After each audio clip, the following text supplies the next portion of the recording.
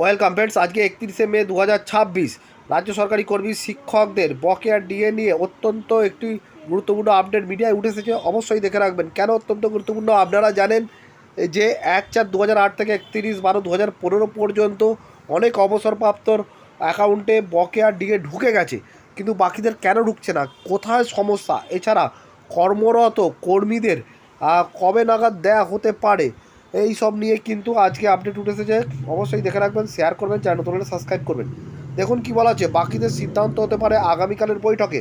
অবসরপ্রাপ্তদের বকেয়া ডিএ দেওয়া শুরু নবান্নের। কোর্টের নির্দেশ মতো রাজ্য সরকার এবার সম্পূর্ণ বকেয়া মহার্ঘ ভাতা মিটিয়ে দিতে উদ্যোগী হলো। প্রথম ধাপে সরকারের অবসরপ্রাপ্ত কর্মীদের 2008 থেকে 2015 সাল পর্যন্ত বকেয়া মহার্ঘ ভাতা দিয়ে দেওয়ার সিদ্ধান্ত নিয়েছে প্রশাসন। ইতিমধ্যেই রাজ্যের অবসরপ্রাপ্ত সরকারি কর্মচারীদের বকেয়া মহার্ঘ ভাতা দেওয়া শুরু করেছে রাজ্য সরকার। নবান্নের অর্থ দপ্তর সূত্রে খবর, শুক্রবার থেকেই বকেয়া ডিএ টাকা দেওয়া শুরু হয়ে গিয়েছে। তবে রাজ্য সরকারের বর্তমানে যারা কর্মরত তারা শুক্রবার থেকে ডিএর বকেয়া টাকা পাচ্ছেন না। আপাতত টাকা দেওয়া হচ্ছে কেবল অবসরপ্রাপ্ত আধিকারিকদেরই। এর মধ্যে আগামীকাল সোমবার ডিএ আন্দোলনকারীদের সঙ্গে নবান্নে বৈঠকে বসছেন মুখ্যমন্ত্রী শুভেন্দু অধিকারী। সেখানে বেশ কিছু সিদ্ধান্ত নেওয়া হতে পারে। নবান্ন সূত্রের খবর, ইতিমধ্যে 2016 সালের 1 জানুয়ারি থেকে 2019 সালের ডিসেম্বর পর্যন্ত এই অর্থ ইতিমধ্যে অবসরপ্রাপ্ত কর্মীদের ব্যাংক অ্যাকাউন্টে চলে গিয়েছে। এবার 2008 থেকে 2015 31শে ডিসেম্বর পর্যন্ত বকেয়া মহার্ঘ ভাতা দিতে শুরু করেছে রাজ্য সরকার।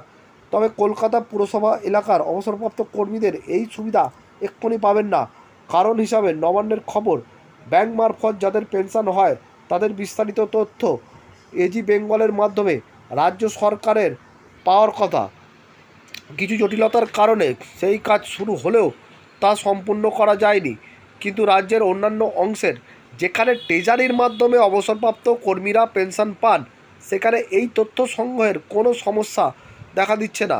ট্রেজারি নিয়মিত পেনশন দেওয়ার কারণে তাদের কাছে অবসরপ্রাপ্ত কর্মীদের বিস্তারিত তথ্য রয়েছে।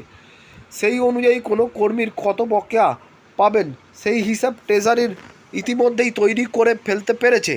তবে সরকার পরিচালিত সংস্থাগুলির কর্মীদের ক্ষেত্রে ডাটা সংগ্রহের কাজ চলছে।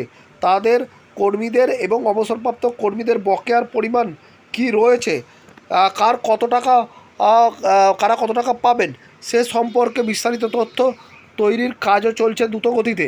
তাহলে দেখলেন কিছু অবসরপ্রাপ্ত কর্মী, অর্থাৎ যাদের ট্রেজারির মাধ্যমে হয় পেনশন, তাদের নাকি পেনশন বরাবর ট্রেজারির মাধ্যমে হয়, মানে তাদের পুরো হিসাব রয়েছে, ফলে তাদের হিসাব দ্রুত হয়ে গেছে, সরকার দিয়ে দিয়েছে 1/4/2008 থেকে 31/12/2015 পর্যন্ত। কিন্তু যাদের এজির মাধ্যমে হয়, মানে ব্যাংকের মাধ্যমে, তাদের কিন্তু দেরি হচ্ছে, কারণ তাদের পুরোপুরি হিসাব এজি থেকে আসেনি।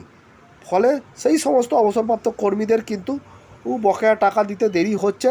তবে হিসাব চলছে, এমনকি কর্মরত কর্মীদেরও নাকি দেয়া হবে।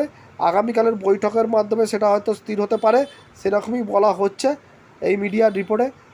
তবে সব অবসরপ্রাপ্ত কর্মী কেন পাচ্ছেন না সেটার কিন্তু কারণ দিয়ে দেওয়া হয়েছে, তবে সকলেই পাবেন এটা বলা হচ্ছে। যথেষ্ট ভালো খবর রাজ্য সরকারি কর্মী শিক্ষকদের জন্য। ধন্যবাদ।